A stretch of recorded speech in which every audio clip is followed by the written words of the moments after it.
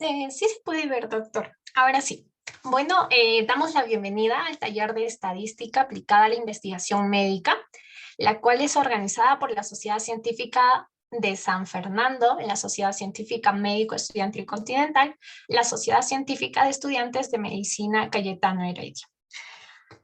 Buenas noches con todos ustedes. El día de hoy tenemos una nueva ponencia que está titulada como Estadística aplicada a los distintos diseños de estudio, una ponencia que nos va a brindar toda la información puntual y veraz sobre este tema. Esta ponencia cuenta con una magnífica presencia del doctor Luis Alzamora de los Godos Urcía, quien es investigador Renacid Carlos Monge, nivel 3, docente de la maestría en gerencia social PUC, actor de 12 libros en salud publicados en USA, PhD in Public Health, University of Miami. Esta ponencia es libre para todo estudiante y personal de salud. A lo largo de la ponencia pueden ir dejando sus dudas por el chat, lo cual serán resueltas al final de la ponencia. Antes de iniciar con la ponencia, se les invita y se les recomienda no dibujar en la pantalla ni prender sus audios y cámaras sin autorización. En caso suceda, serán retirados de la sala. También se les pide el debido respeto al ponente y a los organizadores. Sin más preámbulos, pues vamos a dar el pase al doctor. Adelante, doctor, bienvenido, buenas noches. Buenas noches tengan todos ustedes. El tema que nos convoca el día de hoy entonces es el tema relacionado a la primera conferencia, que es estadística aplicada a los distintos diseños de estudio. En primer lugar, si nosotros observamos un mundo ideal, se sabría cuál atención es más eficaz para alguna condición de salud. Digamos que podríamos dar un medicamento, un tratamiento, una atención, y estaría absolutamente demostrado cuál sería la mejor forma de atender y de curar. En el mundo fuera de la medicina, se sabría también qué método educativo es el mejor, qué método administrativo es el mejor. No habría quiebras, no habría bajos rendimientos académicos, no habrían fallas en la curación de enfermedades, el mundo sería ideal. Entonces, pero esto no es así, ¿no? Cada profesional de la salud, en el campo médico, por ejemplo, sabría cuál es la atención más eficaz para cada paciente, y esto no es así. Cada profesional prestaría atención más eficaz de la que tuviera los conocimientos pertinentes. Sin embargo, en el mundo real ocurre todo lo contrario. Gran parte de lo que debería conocerse se ignora. Y es por eso que se intenta y se trasciende a través de los años en la investigación. Todo lo que se debe conocer lo ignoramos y lo hemos visto en el COVID-19. Por más que hemos intentado diferentes formas de tratamiento, diferentes alternativas, se ignora. Lo vemos en la lucha diaria en el tratamiento del cáncer, lo vemos en el tratamiento y el manejo de múltiples enfermedades. Entonces, en un mundo real, no necesariamente tenemos la respuesta a todo. Es por eso que la investigación científica está de la mano con todo el avance tecnológico, con todo el avance de la ciencia, con todo el avance de la metodología y de la probabilística o de la probabilidad, lo cual determinaría pues qué método, técnica o procedimiento sería más eficaz que otro. Y eso no se puede comprobar a menos que no sea con características importantes de la investigación científica, que son la representatividad, la homogeneidad y la aleatoriedad de la muestra que seleccionamos para poder sacar conclusiones pertinentes y generalizar hallazgos. Entonces, otro punto importante es que gran parte de lo que conocemos no está al alcance de la mayoría de los profesionales. ¿Por qué? Porque no es accesible. Por ejemplo, habían dos drogas muy eficaces, pero demasiado caras para tratar el COVID y solamente se usan en el primer mundo. No es accesible a nuestra realidad y a nuestro contexto. ¿Con qué frecuencia los profesionales de la salud no prestan la forma de atención que ellos conocen como la más eficaz? Porque demanda a lo mejor más esfuerzo, mayor dedicación, mayor inconvenientes. Entonces, en el mundo real se presentan estas vicisitudes y estas dificultades, cosa que tenemos que probar estadísticamente, que debemos probar metodológicamente con la finalidad de poder encontrar un mejor hallazgo. Cuando yo trabajo el tema de la estadística, no trato de complicar a las personas. No trato de meterlos en un mundo sin salida. No trato de decirles que solamente los matemáticos o aquellos adictos a la matemática o a los números sean los únicos que deban ser iluminados con la estadística. La estadística, señores, es para todos. Y la estadística debe conocerla cualquier profesional y cualquier profesional de la salud con mayor énfasis. ¿Por qué? Porque ahora con los paquetes estadísticos como el SPSS, el STAT, el MINITAP, el SISTAT, ¿ok? O cualquier otro, como por ejemplo el OpenEPI, la estadística está al alcance de los que menos conocen. Entonces, ¿qué es lo que pretendemos trabajar en este pool de conferencias, en este gran curso que implica el manejo de la estadística? Lo que tratamos de hacer es que dominen, manejen, entiendan la estadística a un punto de decisión, a un punto de práctica y a un punto de utilización del software que los lleve a la mano una comprensión bastante rápida, bastante light, bastante sencilla para tomar decisiones y comprobar hipótesis. No pretendemos que se vuelvan grandes programadores como el lenguaje R. No pretendemos que sean dominadores de la sintaxis como el SPC-SPC o el SysTAT-PC o los códigos de programación del Stata. No se trata de ello, se trata de hacer que la estadística sea un mundo fácil para todos, un mundo sencillo y que no se le tenga miedo, que no sea perteneciente a unos pocos, sino que sea del dominio de la mayoría. Entonces, la ciencia basada en evidencia es el uso sistemático y científico y explícito de la mejor evidencia actual para tomar decisiones respecto a la atención prestada a los pacientes individuales. Y eso es lo que tenemos que promover. Y una de las primeras cosas que tenemos que hacer aquí es, en primer lugar, ver los niveles de evidencia y hablarnos un poquito de ellos, ¿no?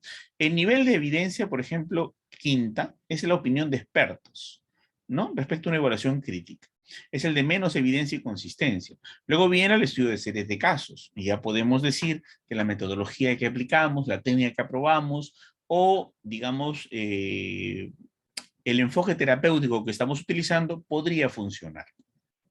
Luego hablamos del estudio de casos y controles, que es un nivel un poco mayor. Luego la revisión sistemática de estudio de casos y controles. Luego el estudio de cohortes a nivel individual, por encima de la revisión sistemática de los estudios de cohortes.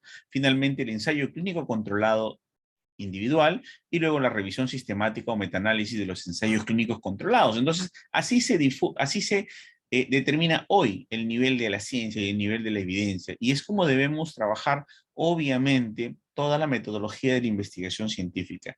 Hoy en día debemos acumular el nivel de evidencia y mientras más evidencia se vaya construyendo, es que más se usa la estadística y más se usan las probabilidades. Y mientras más se use la estadística y las probabilidades, debemos hacer mayor predicción. Pero no solamente los matemáticos van a predecir, sino cualquiera de nosotros, porque vamos a utilizar herramientas bastante sencillas y fáciles de poder aplicarse. Acá tenemos una breve clasificación de los tipos de investigación. Por el fin que se persigue, nuestra investigación puede ser básica o puede ser aplicada. Básica es cuando queremos investigar algo nuevo en el conocimiento por el conocimiento mismo. Por ejemplo, quien diseña una nueva fórmula matemática hace un descubrimiento, hace un conocimiento básico. Quien logra pues encontrar un nuevo compuesto químico que reacciona con una situación inesperada es un conocimiento básico. Todas las demás investigaciones son aplicadas porque aplicado significa que resuelve un problema de la realidad. Entonces, 99.9999% de todas las investigaciones serán aplicadas. De acuerdo al alcance, tenemos seccional y longitudinal, o sea, transversal y longitudinal. Lo transversal es una fotografía en el momento y lo longitudinal podría ser retrospectiva, prospectiva o también el concepto de lo que es panel. También se puede trabajar la tendencia. Con respecto a la profundidad, tenemos los estudios exploratorios, los descriptivos, correlacionales y explicativos. Y aquí este es desde el punto de vista de JetRank, ¿no? O sea, cada autor tiene un aporte y una forma de clasificar los estudios metodológicamente hablando. De acuerdo a la amplitud, podemos tener un estudio micro, un estudio meso, un estudio macro. De acuerdo a las fuentes, primarios, secundarios o mixtos. Cuando hablamos de primarios, hablamos de aquellos que vamos a recoger con un levantamiento de información con un instrumento propio. Secundarios, cuando levantamos información de base de datos como el ENDES, el INEI, el censo, las historias clínicas que están registradas en un sistema computarizado y etcétera, ¿no? Entonces, sobre estos puntos, esta es una clasificación muy interesante. Continúa la clasificación de acuerdo al carácter, que puede ser una investigación de tipo cualitativo o cuantitativa. Cualitativa no se hace normalmente en el área de ciencias de la salud, está más orientada al área quizá de la enfermería y la salud reproductiva, quizá también en estudios psicológicos, pero en medicina para probar evidencia no entra la parte cualitativa, sino evidentemente solo lo cuantitativo. De acuerdo a su naturaleza, tenemos estudios documentales, estudios empíricos y estudios experienciales, ¿no? Y de acuerdo a la situación de aplicación, tenemos de campo y de laboratorio. Entonces, esta es una clasificación muy interesante de los tipos de investigación. ¿Y por qué hablo de los tipos de investigación? Porque yo tengo que componer los tipos para saber qué diseño tengo. Por ejemplo, un diseño de casos y controles es de tipo aplicado, explicativo, retrospectivo, comparativo, longitudinal, proyectivo. Si yo tengo esa combinación, tengo un estudio de casos y controles. Si yo tengo un estudio de cohortes, tendré un estudio aplicado, explicativo, prospectivo, proyectivo, longitudinal, comparativo. Yo tendré recién un estudio de cohortes, pero yo tendré que conocer primero los tipos, saber cuáles son su clasificación tipológica y después de la clasificación tipológica, recién podré decir de qué diseño estoy hablando. Por eso que te empiezo a hablar con los tipos, ¿no? Acá tenemos, de acuerdo al estado del conocimiento y el alcance de sus resultados, los tipos de estudios pueden ser exploratorios, ¿no? Y de los exploratorios, una rama, otros los no explicativos y otros los explicativos.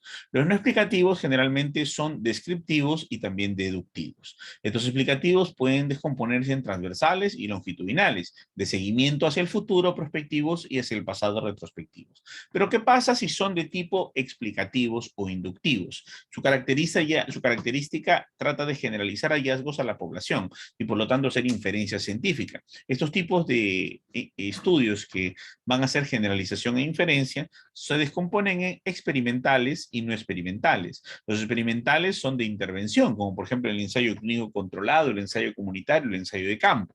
En el caso de los explicativos, tenemos los no experimentales observacionales, que pueden clasificarse en los casos y controles, que como les explico son de tipo retrospectivo, pero no el retrospectivo que vaya hacia atrás, ni el prospectivo que va hacia el futuro, sino porque parte del efecto en el presente a buscar la causa en el pasado. Y la cohorte prospectiva porque va de la causa en el presente a buscar el efecto en el futuro. En ese sentido es prospectivo y retrospectivo, que es muy distinto con respecto a los otros tipos de estudios de tipo no explicativos. Esta es otra clasificación de ACOF que nos plantea un punto bien simple. Dice, los estudios epidemiológicos son observacionales y experimentales.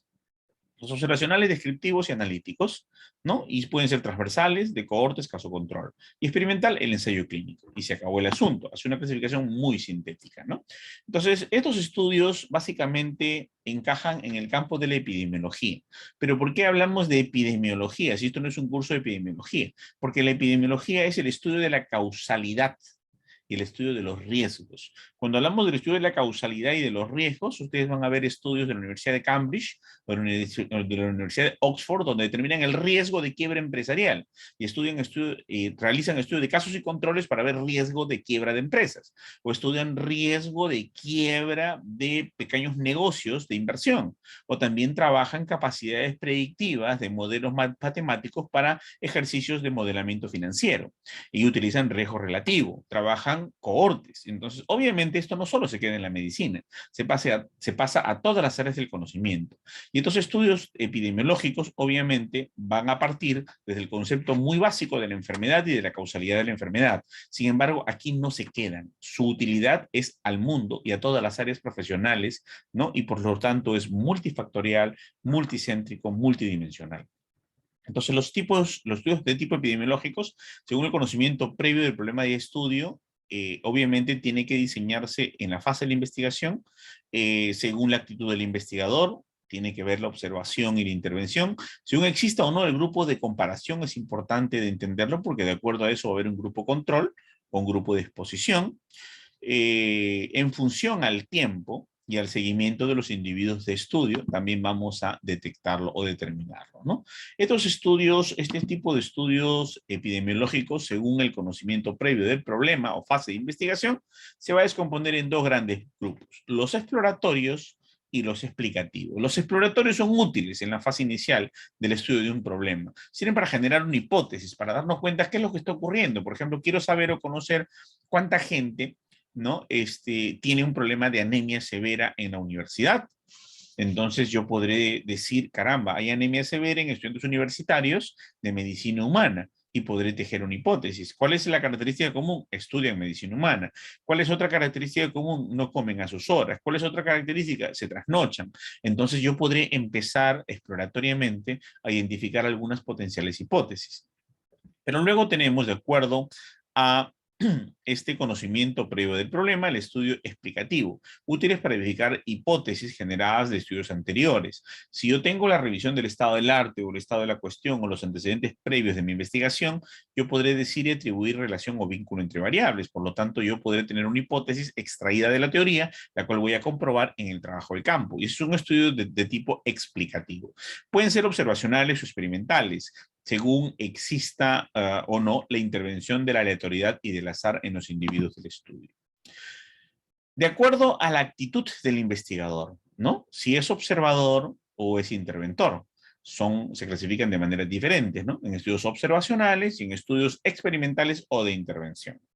En primer lugar, los observacionales, según la naturaleza, sigue su curso. Observamos nada más. Si una persona bebe licor o fuma, observamos cómo bebe licor y cómo fuma.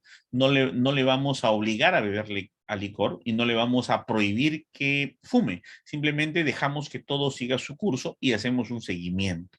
El investigador mide, pero no interviene. Sería antiético intervenir porque generalmente son factores determinantes sociales o factores de riesgo o factores causales de alguna patología, mala enfermedad. Sería antiético poder intervenir y decirle, oye, ¿sabes qué? Auméntale alcohol a tu consumo para ver cómo va tu hígado, ¿no? Sería ilógico.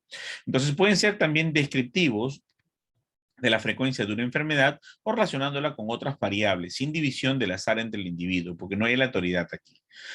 Con respecto a los estudios experimentales o de intervención, acá implican pues un intento activo para cambiar un determinante de una enfermedad, ¿no?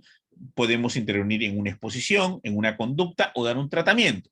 Existe una división del azar entre los individuos incluidos en el estudio y esto es fundamental y eso lo hace diferente y eso lo hace valioso y eso lo hace rico, ¿no? Un ratito. Muy bien, entonces, de acuerdo a que exista o no un grupo de comparación. Si no tenemos grupo de comparación, se le denomina descriptivo. Y si no, se llama diseño con grupo de control. Si no tiene grupo de comparación, tenemos las series de casos, los estudios de prevalencias, ¿no? Los estudios antes-después, los estudios de tendencia de series temporales, de correlación ecológica o de mortalidad proporcional. Por ejemplo, cuando nosotros hablamos de mortalidad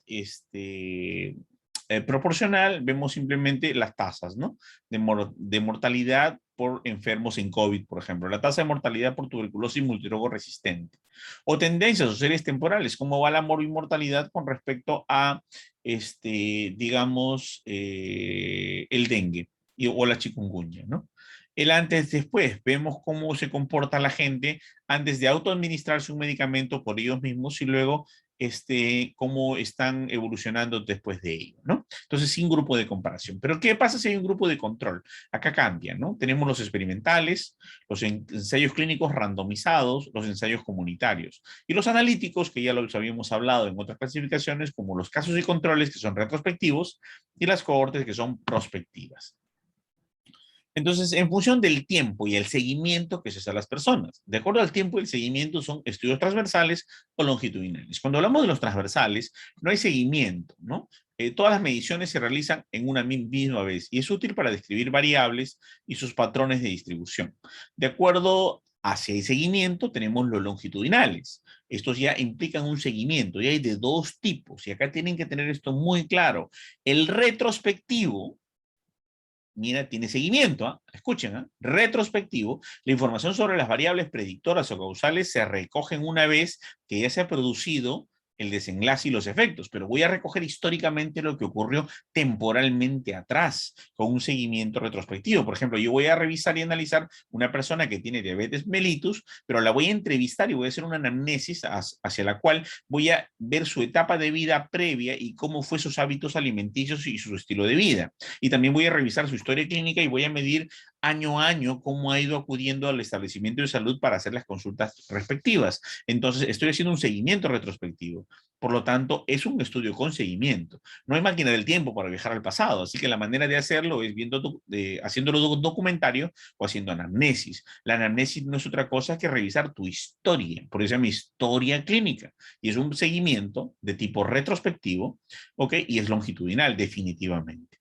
Entonces, también tenemos los prospectivos, cuyas variables predictoras se miden antes de que se produzcan las consecuencias. Por ejemplo, las personas empiezan a fumar ahora en su adolescencia, a los 18 o 20 años, yo identifico nuevos fumadores y los acompaño durante 20 años y veo a ver si les va a dar cáncer de pulmón porque ellos se autoexponen solos y se autoadministran el factor de riesgo o la exposición sin que yo tenga intervención.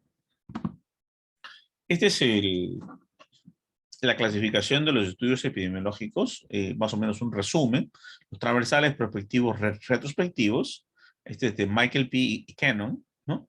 Y acá, bueno, hablan de las ventajas, ¿sí? Obviamente los transversales y los retrospectivos, ¿no? Son baratos, ¿no? Vamos a hablar uno por uno. Los transversales son menos costosos, rápidos, reproducibles. Suficientes para identificar prioridades de actuación. Permite detectar situaciones de alerta. Inconvenientes, no permite un seguimiento, ¿no? Insuficiente para evaluar un programa, ¿no? Programas de reducción de riesgo. Con respecto a los prospectivos, ¿no? Acá cuantifica la incidencia, porque son nuevos casos. Si tú te vas a exponer ahora al consumo de licor, van a pasar meses o años para que te dé una incidencia de cirrosis hepática. Por lo tanto, va a ocurrir el efecto posterior a la exposición. Entonces, obviamente, la incidencia son los nuevos casos que van a aparecer.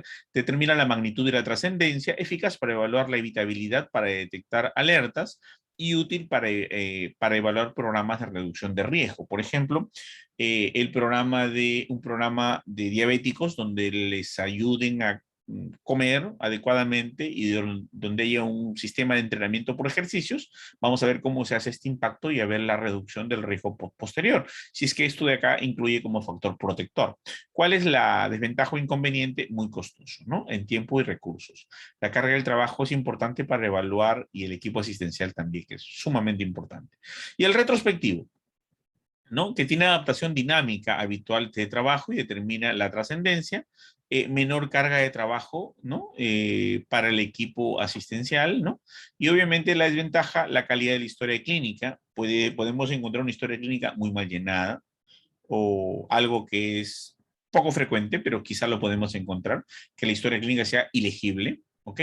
Y entonces cuando tenemos una historia clínica ilegible, caramba, es bien complejo poder rellenar alguna información, ¿no?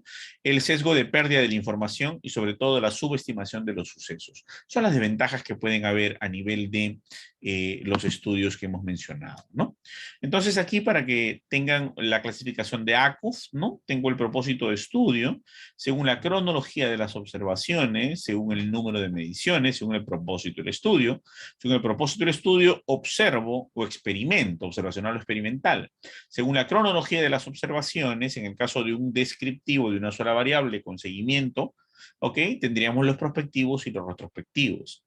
Según el número de mediciones, los transversales y los longitudinales. Muchos se quedan aquí y se confunden en este concepto, descartando el concepto del seguimiento. Por eso estoy marcando claramente la diferencia para no entrar en error o confusión, porque luego toda la aplicación estadística y todos los diseños complejos no van a poder entenderse si nos quedamos atrapados, que el prospectivo es cuando yo lo hago a futuro y el retrospectivo es cuando lo hago al pasado. Eso no tiene nada que ver. Prospectivo, un estudio explicativo o experimental es cuando yo tengo la causa en el presente y el efecto en el futuro, y el retrospectivo, el efecto en el presente a buscar la causa en el pasado.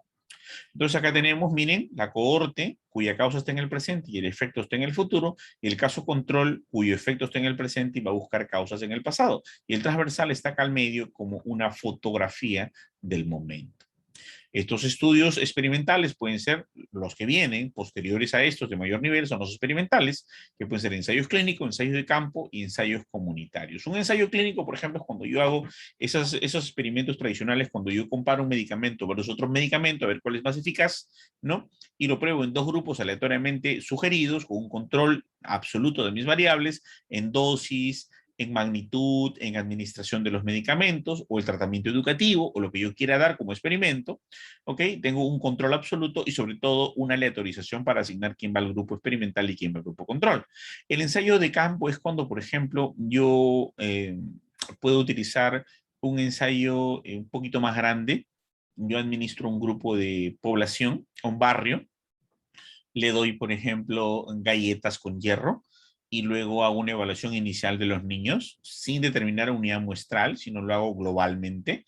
Saco un promedio del peso de los niños, la hemoglobina de los niños al inicio, pero yo repartí por doquier las galletitas con hierro y luego voy un año después y evalúo a cualquier niño al azar también y lo peso y veo cuál es el resultado del cambio. Eso es un ensayo de campo. En ensayo comunitario, por ejemplo, ya yo tengo una administración, por decir, de cloro al agua, flúor al agua, y voy a ver el impacto en la caries dental. Son ensayos, son tipos de investigaciones experimentales, pero a nivel poblacional, ¿no?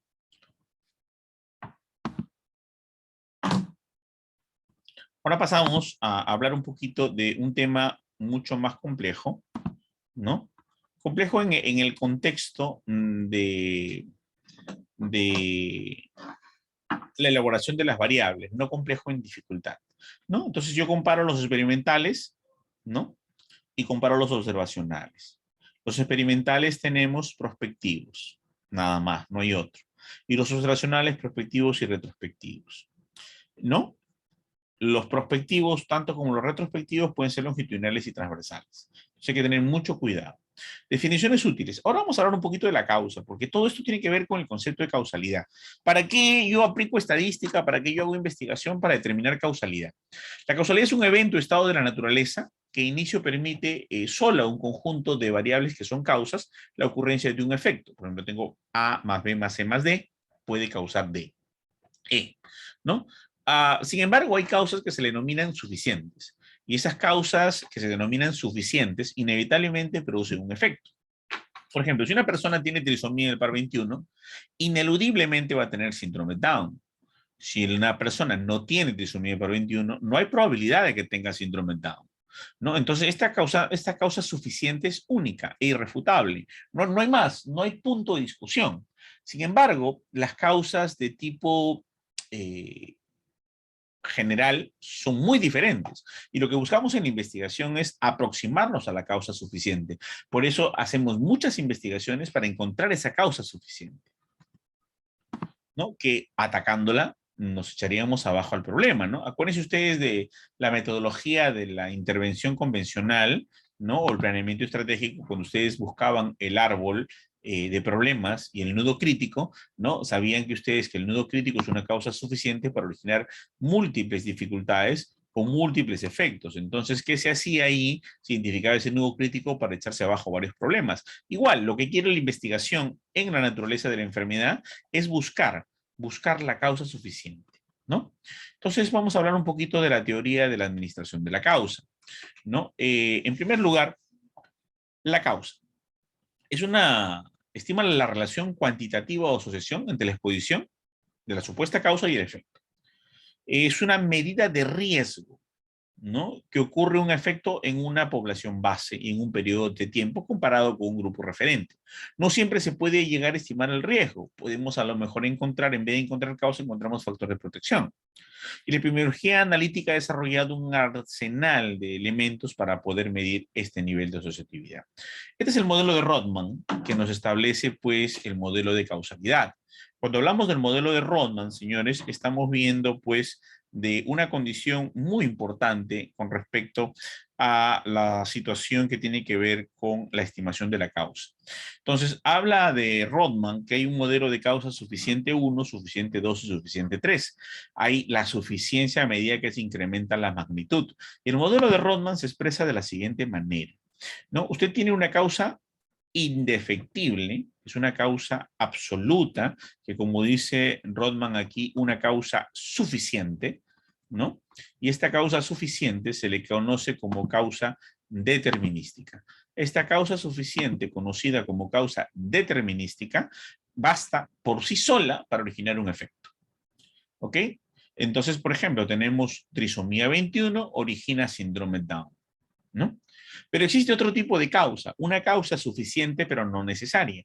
Quiere decir que esta causa te origina un efecto, pero podré tener otras consecuencias, ¿no? Por ejemplo, una amebiasis que puede ser contagiada, que puede producir una amebiasis transmitida y luego llegar, pues, a una infección cerebral, puede originar también laceraciones de piel, ¿ok? Definitivamente causa un efecto, pero puede tener otras consecuencias. Y la causa necesaria, pero no suficiente. donde X causa Y, pero también se debe a otros factores Y. Por ejemplo, el hecho de tener cirrosis hepática. El alcohol, el abuso del alcohol origina cirrosis hepática.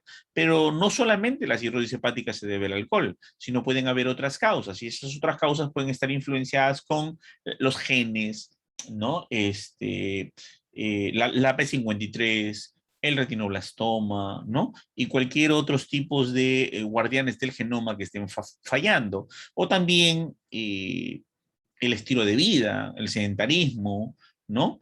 O cualquier otro elemento que esté vinculado con el ambiente. Entonces, no necesariamente X causa Y, sino también se debe a otras causas. Y hay otra causa de menor relevancia todavía, pero no menos importante, porque hay que investigarla para llegar al determinismo, ¿no? Que es la causalidad probabilística, donde X causa Y, pero X causa otros efectos y Y se debe a otras causas. Esa la llamamos causa no necesaria ni suficiente, pero hay una relación estadística donde P de Y de X es mayor que que P de Y de no de X. Esto quiere decir entonces, señores, que, por ejemplo, fumar y el cáncer de pulmón, sabemos que los que fuman pueden tener cáncer de pulmón, pero el odds ratio es aproximadamente 16 y el riesgo relativo es de el riesgo relativo es aproximadamente de 8.4. Quiere decir que no todos los que fuman tienen cáncer de pulmón. Es un riesgo muy elevado, pero no todos hacen cáncer de pulmón. Entonces, esta persona que tiene cáncer de pulmón, además de fumar, tiene influencia genética y algunos otros factores que no necesariamente son directamente esto.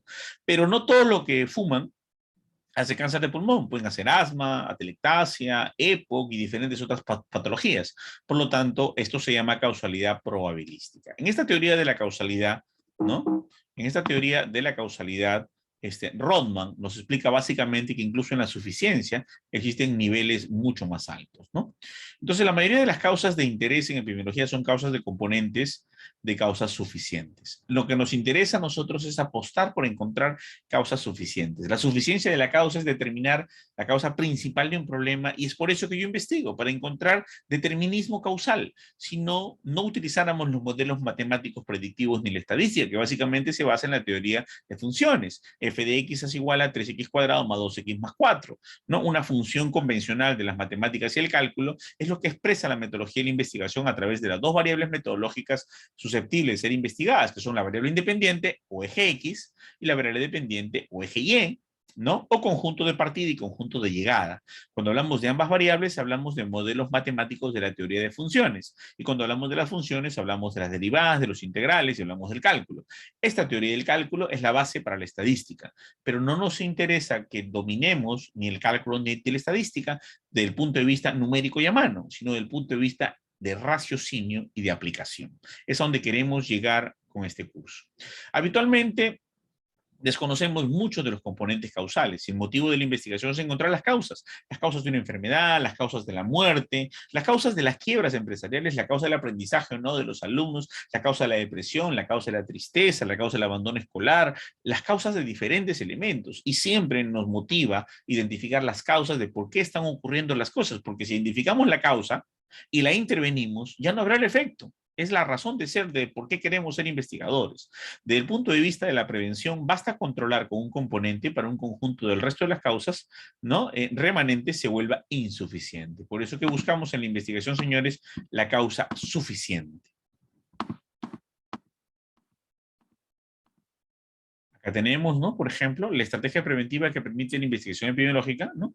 Acá tenemos en este estudio de 1880, donde se descubre por primera vez que las mujeres que son atendidas el parto por estudiantes de medicina morían infectadas por sepsis, mientras que las mujeres atendidas por parteras no morían de infección por sepsis. Lo que ocurría en esa época era que no se conocía que el lavado de manos era importante y que luego de revisar y analizar los cadáveres, ¿no? Hacer las disecciones de cadáveres en estado de descomposición, porque no se usaba formol en ese entonces, ¿ok? La idea era conseguir cadáveres frescos para hacer el análisis. Los alumnos de medicina pasaban a atender los partos con las manos de cadáver, ¿no? Y las mujeres fallecían con infección puerperal, ¿no? Entonces había muerte materna por sepsis. Entonces en ese entonces se encontró como un elemento, ¿no? De contacto de estudiantes con parturientes,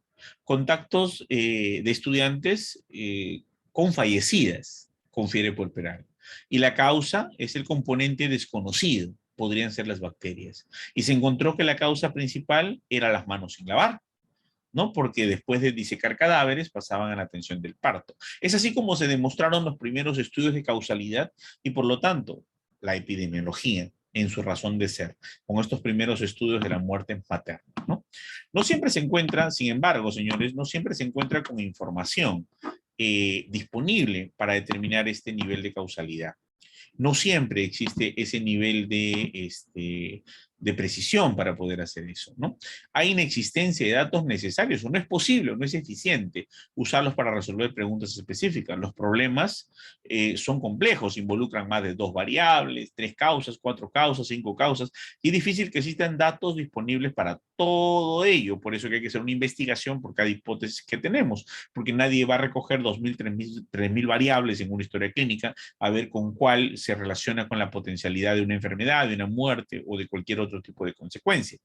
Cuando se requiere investigar una pregunta en particular, se requieren diseños ad hoc. O sea, particularmente para ese caso, de acuerdo a las condiciones de esos casos. Estos diseños permiten obtener medidas de asociación adecuadas para un problema, ¿no? Los diseños entonces de investigación analítica son modelos reducidos de la realidad, los cuales se definen como una muestra que representa a la población de estudio. Un papel que el investigador observa y experimenta. Una secuencia temporal en los que ocurren eventos partiendo de la causa o del efecto. Y por lo tanto, la existencia de un referente que puede ser un grupo control, ¿no? Vamos a ver un poquito la dirección lógica, cómo debería arrancar. Acá tenemos la potencial causa, acá tenemos el potencial efecto. Se supone que vamos a comparar, ¿no?, los expuestos con los no expuestos y vamos a ver en la serie temporal cuántos de ellos desarrollan casos de cada grupo. Entonces, el estudio de dirección lógica es este. Este sería un estudio prospectivo, ¿no? Comparativo, longitudinal, ¿no? Prospectivo, o sea, una cohorte. Pero, ¿qué ocurre? Que también no podemos tener ese escenario y nos vamos a un escenario parecido, pero no el único. Este escenario parecido son los estudios de dirección invertida. En los estudios de dirección invertida, nosotros partimos del efecto a buscar la causa en el pasado. Y tenemos los casos y no casos, con cirrosis y sin cirrosis. Y vamos a buscar en el tiempo la exposición en el pasado para ver si hay un nivel de exposición. A esto es lo que se denomina los estudios de casos y controles, o simplemente aplicados explicativos, retrospectivos, comparativos, longitudinales, proyectivos, ¿no? ¿Qué es la definición de caso control? Entonces, aquí no hay una serie temporal directa, porque no hacemos un seguimiento en máquina del tiempo al pasado. Sin embargo, hay un estudio longitudinal, ¿no?, in situ, hay un estudio de exploración longitudinal retrospectiva que evalúa a través de documentos ya un seguimiento temporal, como puede ser a través de la historia clínica, ¿verdad? Entonces, por ejemplo, aquí vemos el efecto, la muerte, la exposición, si no, a las manos contaminadas, A, B, C, D, ¿no? Y tenemos que el riesgo de expuestos es A sobre A más B, el riesgo de los no expuestos es C sobre C más D, y esto nos va a dar, pues, un riesgo relativo, ¿cierto? Entonces acá, por ejemplo, la exposición, la maternidad, la fiebre puerperal, ¿no? Ok, 200 sobre 450, 200, 455, o sea, 200 que sí tienen la exposición, sí tienen la fiebre puerperal, 68 no tienen la exposición, sí tienen la fiebre puerperal, 455 sí tienen la exposición, no tienen la fiebre puerperal, y 835 no tienen la exposición y no tienen la fiebre puerperal. Hacemos la ecuación que hemos visto acá, riesgo de expuestos, y nos sale que el riesgo de expuestos es 0,305 y el riesgo de no expuestos es de 0,075. El riesgo relativo nos saldría 4. Quiere decir que 4 personas que han estado expuestas en maternidad a la contaminación por lavado de manos, por falta de lavado de manos de estos internos de medicina o estudiantes de medicina de esas épocas, desarrollaban muerte por fiebre puerperal versus uno que no estaba expuesto a ello y desarrollaba muerte por fiebre puerperal. Y estaríamos hablando pues ahí de una cohorte en ese entonces porque no se conocía la causalidad. Entonces se empezaba a seguir los que se lavaban las manos y los que no se lavaban las manos, o los que eran atendidas por partera y los que eran atendidos por estudiantes de medicina de los años 1800 y tanto, para poder hacer una detección oportuna de la potencial causa. Y estamos de observadores y encontramos esa potencial causalidad. Para la elección del diseño de estudio, ¿no?, hay tipos, los transversales, longitudinales, los prospectivos o retrospectivos, descriptivos analíticos, observacionales o experimentales. ¿De acuerdo? ¿Qué características la vamos a elegir? De acuerdo a nuestro interés, conveniencia, presupuesto, ¿no? A nuestra capacidad técnica y sobre todo, a cuál es la mejor fórmula para poder determinar la causalidad en el diseño, ¿no? En mi hipótesis. Bueno, las clasificaciones se pueden complejizar un poquito más y podemos tomar otra característica como es dos grupos seleccionados al azar, dos grupos apareados, más de dos grupos independientes, más de dos grupos apareados o un diseño factorial. Los diseños podemos ir complicándolos un poquito más para poder determinar si esa causalidad determinística cada vez puede afinarse lo más posible para poder encontrar, digamos, propiamente la causa que nosotros queremos, ¿no? Y mientras más afinamos el diseño, apareemos los grupos, hagamos un grupo caso, dos controles, un grupo caso, tres controles, un grupo corte, cuatro no expuestos, ¿no? Vamos a tener una mayor sensibilidad para poder expresar los resultados adecuados, ¿no? Bien, entonces, vamos a ver rápidamente cómo sería un diseño factorial, ¿no? En el caso del diseño factorial, por ejemplo, nosotros tenemos un factor que es la aspirina, ¿no? Y otro factor que es la estreptoquinasa, ¿no? Si no, tenemos un grupo 1 que recibe estreptoquinasa más aspirina, mortalidad 8%. Un grupo 2 que no recibe estreptoquinasa, pero sí aspirina, mortalidad, ¿no? 9.4%. Un estudio que no recibe aspirina, pero sí estreptoquinasa, un grupo 3, ¿no? Estreptoquinasa más placebo, la mortalidad es 9.2%, y un grupo 4 que recibe doble placebo, no recibe estreptoquinasa y no recibe aspirina, y la mortalidad sería el 12%. En conclusión, reduce la mortalidad la combinación de la estreptoquinasa más la aspirina. Eso sería un diseño factorial, estaríamos analizando la influencia de dos variables independientes en el efecto de la mortalidad, por ejemplo. Bueno, los pasos para realizar la investigación ya la conocen ustedes. Algunas definiciones como calidad de la prueba, el valor predictivo, sensibilidad, especificidad, también ya es harto conocido. Vamos a ir directamente a la parte del ejercicio, ¿no? De lo que quiero que entiendan ustedes en cuanto a las pruebas que necesitamos aplicadas a los diseños. Tenemos una prueba o sujeto de estudio que está expuesto o no está expuesto, una enfermedad que está presente o está ausente, es A, B, C, D, eso ya lo sabemos, un diseño lógico y clásico de 2x2, un prototipo de cuadro de 2x2, o le llama tabla de contingencia de 2x2. Acá, por ejemplo, realizamos un cultivo para identificar un estreptococo del grupo B. La sensibilidad es la probabilidad de que si una mujer tiene el estreptococo del grupo B, sea detectado por la prueba. Vamos a ver un estudio de sensibilidad y especificidad. Bien simple, ¿ya?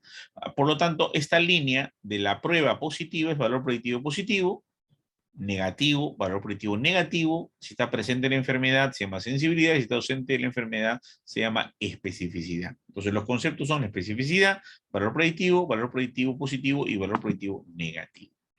Entonces, prueba positiva, prueba negativa. Enfermo, sano. Verdadero positivo es aquel que saliendo a la prueba positivo, está enfermo. Aquel que es verdadero negativo es aquel que saliendo de la prueba falsa está sano, ¿no? Los falsos positivos serán todos los otros, ¿ok? Entonces la sensibilidad es A sobre A más C. La especificidad será D sobre D más D para determinar los verdaderos negativos y los verdaderos positivos, que es lo que queremos, ¿no? Entonces, en este cuadro de 2x2 a continuación vamos a ver un pequeño detalle con respecto al valor de la prueba. Tenemos una prueba que es positiva y negativa, una enfermedad positiva negativa, que le hemos puesto 10-40, 5-45, total 50-50, 15-85 y 100. Entonces, ¿qué hacemos acá? La sensibilidad es A sobre A más C. A es sobre A más C. O sea, 10 sobre 15, ¿no? Sería 67%. La especificidad, ¿no? Sería acá D sobre B más D, que sería 52%. El valor predictivo positivo sería 20%, el valor predictivo negativo 90%. Valor predictivo positivo A, ¿no? Sobre A más B, 10 sobre 50, 0.2% igual a 20%. El valor predictivo negativo es D sobre C más D. Utilizamos la otra que no hemos empleado. 45 sobre 50, 0.9% igual al 90%. Y así determinamos la eficacia de una prueba. Facilísimo, ¿verdad? La especificidad, por ejemplo, de esto que ustedes están viendo aquí, con respecto a la especificidad de la prueba del COVID, la prueba rápida, tiene una especificidad del 40% y una sensibilidad del 85%. La prueba molecular, por ejemplo, tiene una sensibilidad del 91% y una especificidad del 72%, lo cual quiere decir que no son altamente fiables. Hay falsos positivos, hay falsos negativos, hay verdaderos positivos y hay verdaderos negativos, que se te pueden escapar datos de enfermos, ¿no? Entonces siempre, señores, la clínica manda, ¿no? La clínica manda, la clínica es fundamental para la identificación de la patología de los pacientes, ¿no? Y obviamente las ayudas de laboratorio son esas ayudas, porque toda prueba tiene sensibilidad y especificidad. Bueno, hablemos un poco del metaanálisis, que es otro punto donde queremos llevar nuestra investigación. Es un instrumento para obtener información de múltiples estudios donde yo hago investigación de las investigaciones y aplicamos estadísticas. Las últimas 2 investigaciones que hemos hecho de metaanálisis le aplicamos pruebas estadísticas a las tablas hechas por los otros investigadores para comprobar la sensibilidad o especificidad, o para probar valor predictivo positivo o negativo, o para probar el odds ratio o riesgo relativo. Para eso utilizamos como herramienta el OpenEpi, ¿no? Entonces el metaanálisis es una herramienta fundamental para que la evidencia sumada, analizada y reanalizada estadísticamente te determine, pues, si estamos frente a una ley, una teoría o simplemente elementos que son falsos, ¿no? Vamos a hablar un poco de las medidas de significación estadística, ya que hemos visto algunos de los planteamientos de cómo se trabajan los diseños explicativos, experimentales, antes de entrar en profundidad en ello. Vamos a tener 3 conceptos claros: riesgo relativo, odds ratio, ¿ok? Y significancia estadística. Esas 3 cosas nos van a acompañar hasta la muerte, ¿no? Desde el punto de vista de la investigación, tenemos que tener claro qué es riesgo relativo, qué es odds ratio, o también llamado razón de momios, también llamada razón de barlos de ventajas, y la significancia estadísticas. En esos conceptos, señores, el riesgo relativo no es otra cosa que la tasa de riesgo de resultado de individuos expuestos comparado con el riesgo de individuos no expuestos. Si es mayor de una, si es una, no hay nada que hablar. Si es menor de una, es prevención, protector. Si es mayor de una, es riesgo. Entonces, por ejemplo, si yo tengo un valor de 8, que me sale entre fumar y el cáncer de pulmón, yo diré 8 personas que fuman tienen cáncer de pulmón versus una que no fuma y tiene cáncer de pulmón, porque es expuestos no expuestos, ¿no? Entonces aquí hay que tener en claro esto. Si es mayor de 1, factor de riesgo. Si es menor de 1, factor de protección. Eso es un elemento fundamental. Muchas veces se confunden, ¿no? Y no atribuyen lo que adecuadamente significa el valor del riesgo relativo.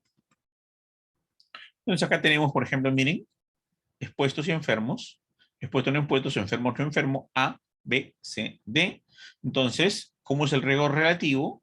A sobre A más B, sobre C más D. Y el valor que me sale me dirá el nivel de exposición. Si yo tengo, por ejemplo, entre fumar y cáncer de pulmón, un riesgo de 28, diré que 28 personas que fuman hacen cáncer de pulmón y una que no fuma hace cáncer de pulmón. Es una relación 28:1. Muy bien. En la medida de significancia, el intervalo de confianza es importante reconocerlo también, porque cuando uno trabaja los intervalos de confianza, siempre se trabaja al 95% de confianza. Podemos trabajar a otro nivel de confianza, pero el intervalo usado es un 95%. Si es un estudio de un solo grupo, trabajará con un valor equivalente a 1,96. Si es un estudio de 2 grupos, comparado caso control o cohorte y no expuesto, o experimento y su testigo gol estándar, trabajaremos con el 80% del grupo control, y el valor de el Z alfa ya no sería 1,96, sino sería 1,64. Variaría ligeramente por la predisposición en las tablas estadísticas, ¿no? Muy bien, entonces el intervalo de confianza es el rango entre el cual se puede encontrar una verdadera magnitud del efecto. Y los resultados del intervalo de confianza deben ser próximos al valor del odds ratio o al riesgo relativo. Si tenemos un riesgo relativo, por ejemplo, de 10, el intervalo de confianza debería ir entre 9 y 11, a lo mucho. Pero ¿qué pasa si tenemos una cohorte y un expuesto? Un caso, un control. Los intervalos de confianza se disipan. O sea, yo puedo tener un 10 de odds ratio, un 10 de riesgo relativo, y tengo un intervalo de confianza de 1 a 36. Eso es muy grande. Entonces, ¿cómo reduzco los intervalos de confianza? Aumentando el nivel de poder. ¿Cómo aumento el nivel de poder?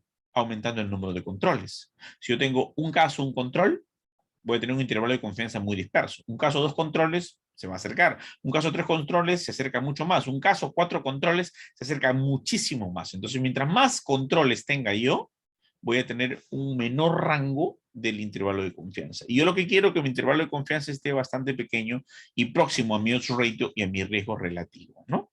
Entonces, generalmente el intervalo de confianza se trabaja al 95%. Aquí está, muy amplio, resultados menos creíbles, muy estrecho, resultados más creíbles, más confianza en los resultados de la investigación. Y aquí está, más o menos un ejemplo.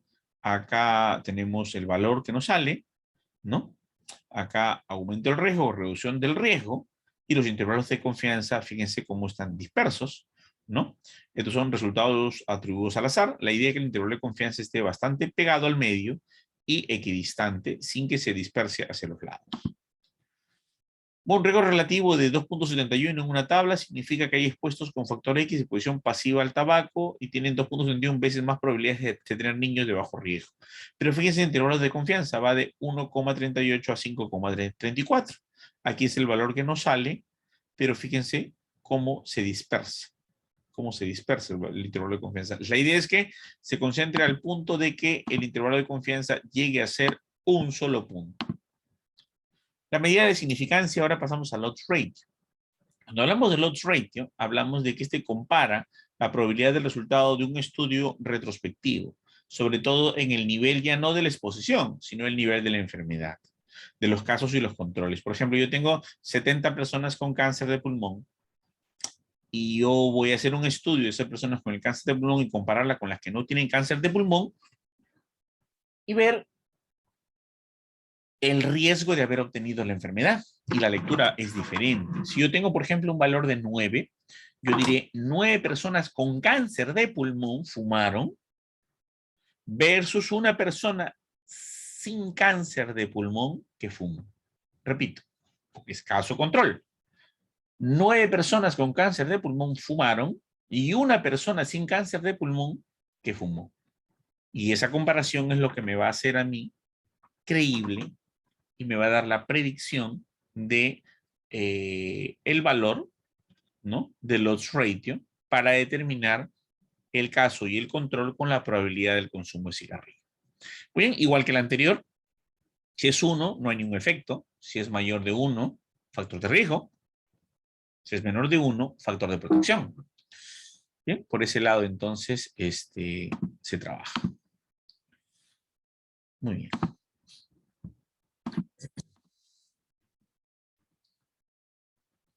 Otro concepto, aquí está el ejemplo, miren, es muy fácil el caso control, expuestos, no expuestos, casos y controles, expuestos A, ¿no? Expuestos enfermos A, expuestos sanos B, no expuestos enfermos C, no expuestos sanos D. Entonces, ¿cómo se calcula un odds ratio? A por D sobre B por C. Un simple cálculo de multiplicaciones cruzadas, ¿no? Otro concepto que tenemos que tener en claro, además del odds ratio, además del riesgo relativo y además de el intervalo de confianza, es el valor de P. P no es otra cosa, señores, que la significancia estadística. Y normalmente la significancia estadística puede ser 5%, 1% o 0.1%. Si lo divide entre sus 100 es 0,05, 0,01 o 0,001, ¿no? Y esos valores son intervalos de nivel de probabilidad de error donde no tiene que caer tu resultado de tu investigación. Tu investigación no tiene que caer en una región de aceptación de la hipótesis nula, sino por el contrario en la región de rechazo. Y por lo tanto, ese valor de error es fundamental para toda investigación, porque tus resultados tienen que ser menores de 0,05 para decir que hay relación entre variables o existe diferencia estadísticamente significativa entre variables. Si tenemos dos variables cualitativas, caso control, hablaríamos de que existen diferencias estadísticamente significativas entre el caso y el control. Esto significaría que tu valor de P será menor de 0,05. Pero ¿qué pasa si tenemos una relación de dos variables numéricas, como por ejemplo, consumo de cigarrillos y tamaño de la lesión pulmonar? ¿Cuántos cigarrillos consumes al día? ¿No? O cuántos años consumes cigarrillos y el tamaño de la lesión pulmonar. Ahí es otra cosa. Ahí no hablamos de diferencia estadísticamente significativa, ahí hablamos de asociación o relación entre dos variables. Y mientras más próximas den las variables, mientras haya un punto relacionado con el otro punto, o sea, un punto de X coincidente con Y, otro punto de X coincidente con Y, otro punto de X coincidente con Y, otro punto de X coincidente con Y, ya sea de forma lineal, cuadrática, cúbica, logarítmica, inversa, ¿ok? Logística, eso nos indicará, pues, un valor de P menor de 0,05. Quiere decir que hay diferencia estadísticamente significativa y, por lo tanto, hay una relación entre variables. Ahí no hablamos ya de diferencia significativa, hablamos de relación entre variables. La equivalencia del 5%, obviamente. Y siempre hablamos de que este valor de P tiene que ser menor de 0,05. Si es menor de 0,05, decimos que hay diferencias significativas, en caso que hay diferencias, o relación significativa. Si es menor de 0,01, decimos que hay diferencias muy significativas o relación muy significativa. Si es menor de 0,001, decimos que hay diferencias altamente significativas o relación altamente significativa. Depende si estamos asociando dos variables o estamos viendo diferencia entre grupos. Y el valor de P es algo que tiene que ir acompañado del odds ratio, porque podemos tener un riesgo alto sin P, ¿no? Sin significancia. Podemos tener significancia con un riesgo bajo, ¿no? Y así pueden ir combinándose las cosas. Entonces, la significancia estadística frente a la significancia clínica es importante que lo consideren. Miren, le corresponde a un profesional de la salud decidir si un resultado es estadísticamente significativo o no significativo, es clínicamente significativo. La significancia clínica es fundamental. Y acá viene esto para ir más allá de la estadística, ¿no? Porque cualquiera aplica estadística, porque es una ciencia aplicada a cualquier escenario, pero no cualquiera es de la ciencia de la salud. No cualquiera es médico, enfermera, psicólogo, obstetra, ¿no? Entonces, por lo tanto, la aplicación clínica aquí es basada en evidencia. Y cada vez más terminología se refiere a la significancia clínica versus la significancia estadística. Por ejemplo, la reducción absoluta del riesgo, el RAR, el número necesario a tratar, el NNT, y la reducción relativa del riesgo, el RRR. Son tres conceptos que tienen que ver ustedes. Por ejemplo, el riesgo relativo es incidencia expuesto sobre incidencia de esperados sobre incidencia de observados. Sin embargo, el RAR, que vendría a ser la reducción absoluta del riesgo, sería los observados menos los esperados. La incidencia en los observados menos la incidencia en los esperados. Entonces, es una nueva significación totalmente distinta. Por cada 100 pacientes tratados con la terapéutica investigada, logramos una disminución del riesgo de muerte o de evento adverso de X pacientes, el RAR. ¿Se dan cuenta? O sea, se está yendo más allá de la estadística. La reducción absoluta del riesgo, ¿no? La reducción absoluta del riesgo, el RAR. Por ejemplo, mueren 15% de pacientes en el grupo de intervención, mueren 20% en un grupo de control. El riesgo relativo es el cociente entre los expuestos de un nuevo tratamiento y la actividad preventiva, y no los expuestos, en este caso 0,5 sobre 0,20 igual a 0,75. La reducción absoluta del riesgo o RAR sería 0,2 menos 0,15 igual a 0,05. ¿Ok? Que es 5%. Podríamos decir, por tanto, que cada 100 personas tratadas con un nuevo tratamiento, podemos evitar 5 casos de muerte. Y señores, en medicina una vida lo es todo. Y no podemos hablar fríamente de significancia estadística si no se aplican estas nuevas medidas de significancia clínica que le estamos explicando en este momento para que vayan más allá de la estadística. El número necesario a tratar, el NNT, que es igual a 1 sobre RAR. Es el ejemplo anterior 1 sobre 0,05. O sea, el NNT es igual a 20. Interpretación, necesitamos tratar 20 pacientes, el NNT, para reducir un caso de muerte o evento adverso. Esto es lo que pasa con las vacunas. Mientras más personas están vacunadas, tenemos un NNT importante, un número necesario a tratar cada vez menor. Por lo tanto, las personas están con mayor nivel de protección. Mientras más alto sea el NNT, menos impacto clínico existe con la intervención terapéutica estudiada entre los expuestos y los no expuestos. Ahora, la reducción relativa del riesgo, el RRR. El RRR no es otra cosa que el 1 menos RRR. ¿Y qué era RR? ¿No? El RR, ¿no? Era la reducción relativa del riesgo. Entonces, 1 menos RR, que es el complemento del RR, sería el ejemplo anterior. 1 menos la incidencia esperada sobre la incidencia observada. O sea, 1 menos 0,15 sobre 0,20. Esto igual a 1 menos 0,75. O sea, el RR es igual a 0,25%, o sea, 25%. ¿Cuál es su interpretación de esto, señores? Un nuevo tratamiento reduce el riesgo de muerte en un 25% relativo a lo que ha ocurrido en el grupo control. Y es aquí donde hablamos ya de la eficacia de vacunas, eficacia de tratamiento en niveles preventivos sumamente importantes. Bueno, señores, acá vamos a ir un poco más rápido, porque lo que queremos dar es una noción, porque todo lo que vamos a aprender aquí lo vamos a aprender a través del software y a través del programa que vamos a aplicar. Vamos a aplicar un programa universal para entender el concepto de la estadística, ¿no? Vamos a trabajar con el OpenEpi, antes que estarlos presionando para que instalen un programa y luego no lo instalan y luego no les sirve, etcétera. La idea es trabajar todos en línea para que todos tengan la capacidad de poder resolver aquello que nosotros queremos aprender. Entonces, en un experimento, ya habiendo pasado todo lo que implica casos y controles, ya han visto el riesgo relativo de las cohortes, ya han visto la significancia clínica, ya han visto la significancia estadística. Ahora vamos a ver cómo se hace un experimento. Hemos visto todo lo que tiene que ver con los estudios analíticos. Ahora vamos a entrar a la experimentación.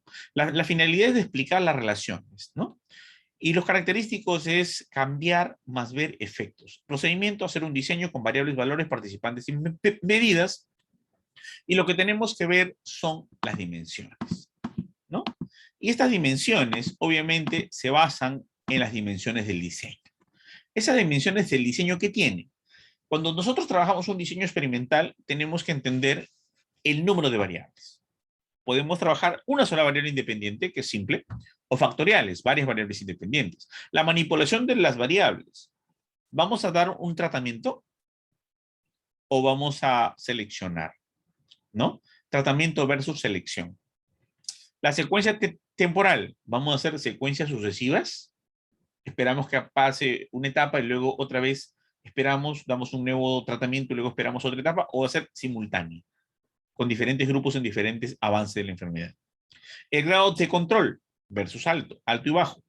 La información a obtener, explorar versus confirmar.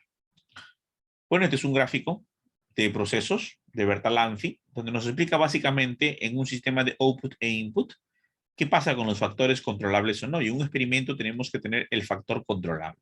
Estos factores incontrolables que ven acá en la parte del inferior no pueden alterar el experimento, ni pueden alterar los diseños explicativos o analíticos. Bertalanffy dice que el control absoluto de los factores controlables son aquellos que permiten el éxito del programa o del modelamiento, con la teoría general de los sistemas. En ese sentido, señores, cuando uno hace una experimentación, tendría que tener unos criterios de inclusión, exclusión, eliminación de tal magnitud que no debiera haber variables intervinientes o variables extrañas que contaminen mi diseño de investigación, ni en el diseño analítico ni en el diseño experimental, porque si no vamos a atribuir la causa de una enfermedad a un efecto que no necesariamente es la causa fundamental. Estaríamos esperando una causalidad demostrada, pero con contaminantes. ¿Cuánto de la contaminación de las variables intervinientes o confusoras destruyeron o desnaturalizaron mi estudio? Y eso es importante para el control de las variables. Entonces, aquí quiero aclarar un punto importante. Las variables son de tipo cualitativo y cuantitativo. Una variable cualitativa es aquella, por ejemplo, que yo te pregunto algo y tú me respondes con una palabra. Yo te pregunto estado civil, me respondes una palabra soltero. Te pregunto estado civil, me respondes una palabra casado. Si me respondió con una palabra, variable cualitativa. Pero si yo te indago y me respondes un número, es una variable numérica o cuantitativa. Por ejemplo, edad, 28 años. Peso, 51 kilos. ¿Ok? Eso es un punto. La tipología de variables, de acuerdo a su naturaleza estadística, se descompone en cualitativa y cuantitativa. Desde el punto de vista metodológico, desde el punto de vista experimental, las variables son independiente y dependiente. Escuché por ahí en alguna oportunidad que alguien decía variable 1 y variable 2, variable A y variable B. Eso no existe en la ciencia. Eso existe en algo que no tiene nada que ver con la ciencia. La matemática dice X y Y, variable independiente, variable dependiente. Y sobre esa función se trabaja los modelos lineales, cuadráticos, cúbicos, logísticos, y sobre esas decisiones se trabaja Kolmogorov, Smirnov, chi cuadrado, Tedesstoon, regresión lineal, correlación Spearman, ¿ok? Y todos los modelos matemáticos estadísticos necesarios para poder establecer relación entre variables. Así que las variables son independientes y dependientes. En el experimento, irrefutablemente, con mucha mayor razón. ¿Ok? Con respecto a, ¿se me escucha? Está bien, ¿no? Con respecto a las hipótesis, podemos trabajar una hipótesis que puede ser comprobable o integrada a la teoría. Comprobable o integrada a la teoría. Muy bien.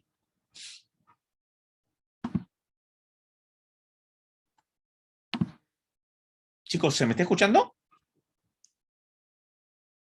¿Todo bien? Buenas.